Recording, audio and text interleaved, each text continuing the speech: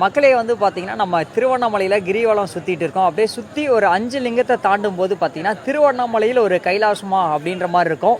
இது தாங்க நம்ம அண்ணன் நித்யானந்தா அவருடைய கைலாசம் வந்திருக்கோம். அப்படியே வந்து பார்த்தோன்னே உள்ளே போகலான்னு சொல்லிட்டு உள்ளே போனோம். உள்ளே வந்து பார்த்திங்கன்னா எல்லாரையும் வந்து நீட்டாக வந்து வரவேற்றாங்க. அப்படியே உள்ளே போனோம். உள்ளே பயங்கர க்ரௌடு இன்றைக்கி. அதுக்கப்புறம் நித்யானந்தா அவர்கள் வந்து உள்ளே வந்து பேசிகிட்டு இருந்தார் இல்லையா, அந்த எல்இடி திரையில் நிறைய மக்கள் வெயிட் பண்ணி பார்த்துட்டு இருந்தாங்க.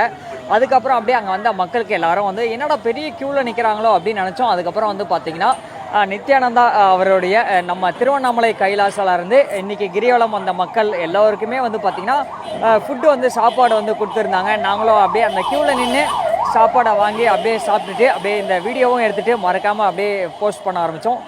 நீங்களும் வந்தீங்களா, திருவண்ணாமலை கைலாசம் பார்த்துருக்கீங்களா அப்படின்றத மறக்காமல் வந்து கமெண்ட் பண்ணுங்கள். இங்கே வந்து நாங்கள் சாப்பிட்டு அப்படியே இந்த வீடியோ எடுத்துகிட்டு அப்படியே வெளில வந்துட்டோம். திருவண்ணாமலை இன்றைக்கும் கிரிவலம் போட்டோம். நல்லா பயங்கரமாக இருக்குங்க. மக்கள் திருவண்ணாமலைக்கு வந்துக்கிட்டே இருக்காங்க அப்படின்னு சொல்லி ஆகணும்.